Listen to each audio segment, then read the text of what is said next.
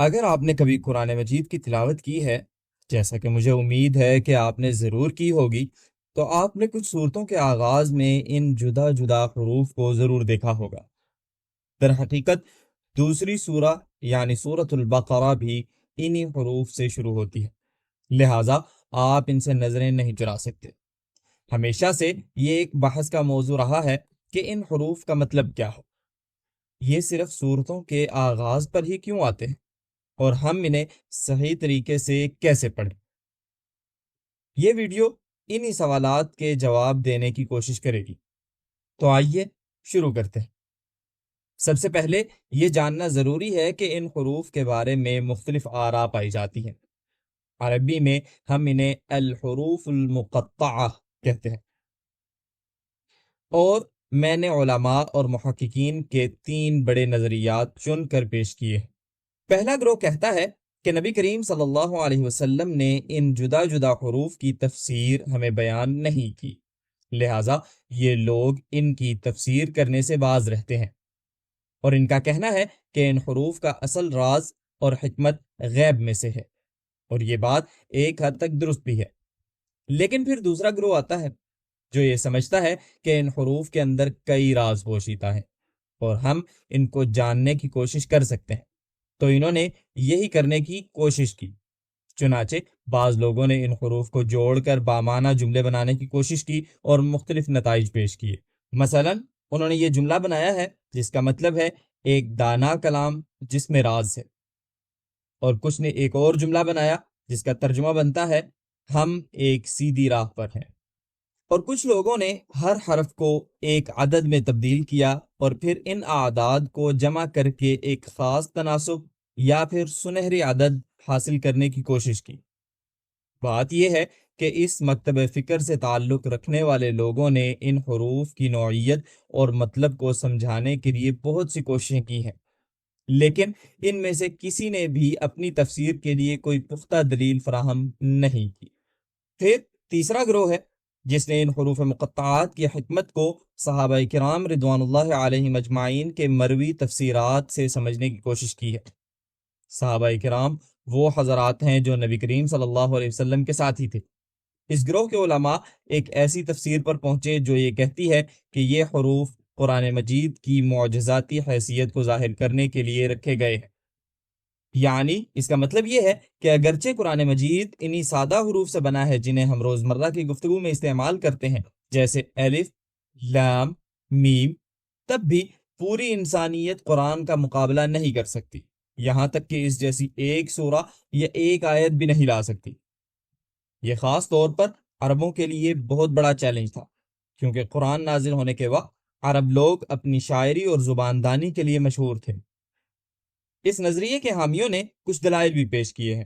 سب سے پہلے انہوں نے کہا کہ قرآن کی تلاوت کرتے وقت ان حروف کو عربی حروف تہجی کے طور پر پڑھنا ضروری ہے، یعنی آپ انہیں کسی لفظ کی طرح نہیں بلکہ حرف بحرف پڑھیں گے، جیسے آپ کسی کو عربی حروف تہجی سکھا رہے ہوں۔ یہ تصور کہ آپ کسی کو حروف تہجی سکھا رہے ہیں قرآن کے اس چیلنج کے ساتھ مطابقت رکھتا ہے جو وہ منکرین حق کو دیتا ہے کہ وہ قرآن جیسا کچھ بنا کر دکھائیں، حالانکہ وہ بھی انہی سادہ حروف سے بنا ہے جو ہر کسی کو دستیاب ہے۔ دوسرا نکتہ یہ ہے کہ جہاں کہیں قرآن میں یہ جدا جدا حروف آتے ہیں، ان کے بعد کتاب کا ذکر ضرور آتا ہے، جس سے مراد قرآن مجید ہوتا ہے۔ اس سے ان حروف اور قرآن کے ذکر کے درمیان ایک ربط پیدا ہوتا ہے، اور یہ اس چیلنج کو ظاہر کرتا ہے جو قرآن انکار کرنے والوں کے سامنے رکھتا ہے۔ آئیے چند مثالوں پر نظر ڈالتے ہیں تاکہ بات مزید واضح ہو۔ سورۃ البقرہ کے آغاز میں ہم دیکھتے ہیں الف لام میم ذلك الكتاب لا ريب فيه، اور سورہ یونس میں ایک اور مثال ہے الف لام را تلك آیات الكتاب الحکیم۔ اور ایسی کئی مثالیں موجود ہیں جن میں یہی پیٹرن پایا جاتا ہے۔ ان وجوہات اور دیگر کئی دلائل کی بنا پر یہ نظریہ کئی علماء کی طرف سے قبول کیا گیا ہے۔ اور ذاتی طور پر میں بھی اسی رائے کو اپناتا ہوں، کیونکہ اس کے حق میں کچھ دلائل موجود ہیں، لیکن یہ کہنا بہت اہم ہے کہ اللہ ہی بہتر جانتے ہیں، اور وہی ان حروف کی اصل حکمت اور مطلب کو جانتے ہیں۔ اب جب کہ ہم یہ سمجھ چکے ہیں کہ صورتوں کے آغاز میں آنے والے حروف مقطعات کا غالباً کیا مطلب ہے، آئیے دیکھتے ہیں کہ ہم انہیں تجوید کے قواعد کے مطابق کیسے پڑھ سکتے ہیں۔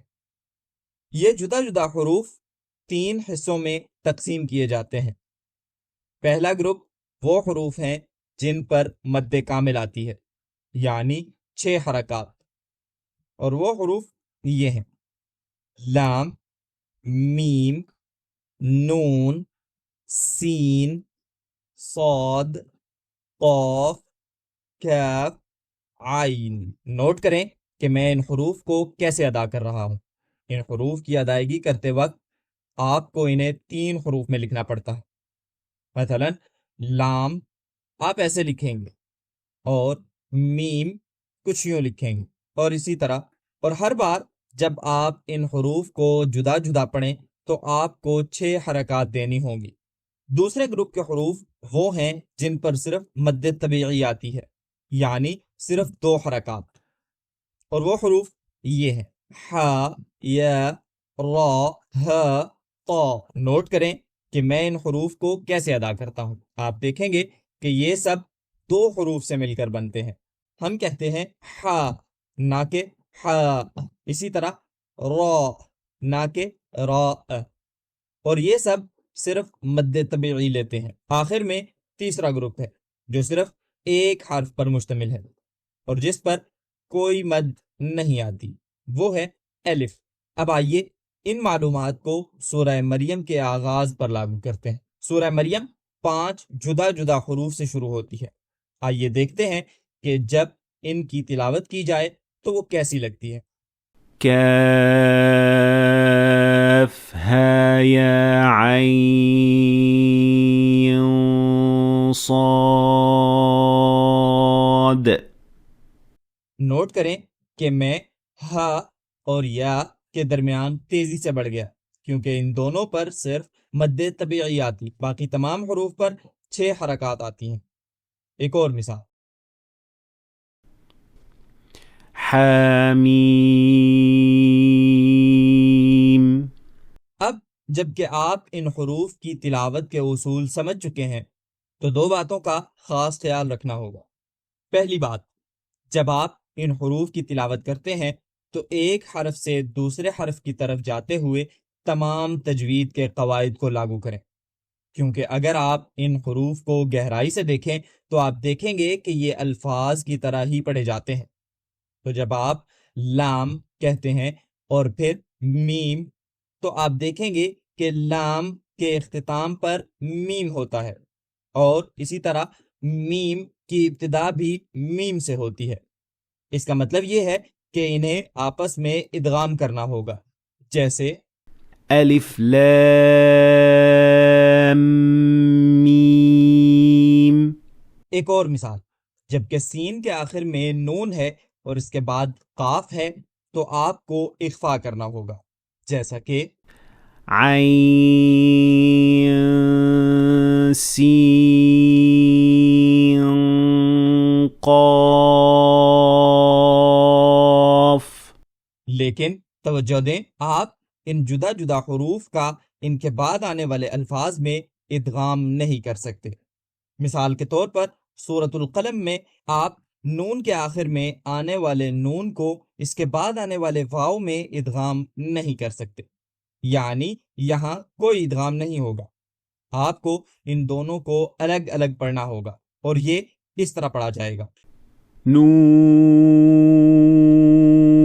والقلم وما يسطرون۔ خلاصہ یہ ہے کہ ہم شاید یہ نہ جان سکیں کہ حروف مقطعات اصل میں کیا مطلب رکھتے ہیں، لیکن ہمیں یہ ضرور پتہ ہے کہ نبی کریم صلی اللہ علیہ وسلم نے انہیں کس طرح پڑھا ہے۔ یعنی کچھ حروف کو آپ نے 6 حرکات کے ساتھ پڑھنا ہے، تقریباً 3 سیکنڈ، اور کچھ کو 2 حرکات یعنی تقریباً 1 سیکنڈ، اور الف کو بغیر کسی مد کے، اور جب ایک حرف سے دوسرے کی طرف جائیں تو تجوید کے اصول لاگو کریں، لیکن ان حروف کو بعد میں آنے والے الفاظ سے الگ رکھیں۔ آخر میں ان حروف کی اصل حکمت صرف اللہ تعالیٰ جانتے ہیں۔ ان کی تفسیر کے لیے بہت سی کوششیں کی گئی ہیں، لیکن اسلام میں ہمیشہ صرف دلیل کی اتباع کی جاتی ہے۔ امید ہے کہ آپ نے آج کچھ نیا سیکھا ہوگا۔ اگر سیکھا ہے تو ویڈیو کو لائک کریں اور دوسروں کے ساتھ شیئر کریں تاکہ وہ بھی فائدہ اٹھا سکیں۔ اور اگر آپ مزید ایسی ویڈیوز کو دیکھنا چاہتے ہیں تو میرے چینل کو ضرور سبسکرائب کریں۔ دیکھنے کا شکریہ۔ اگلی ویڈیو میں ملاقات ہوگی۔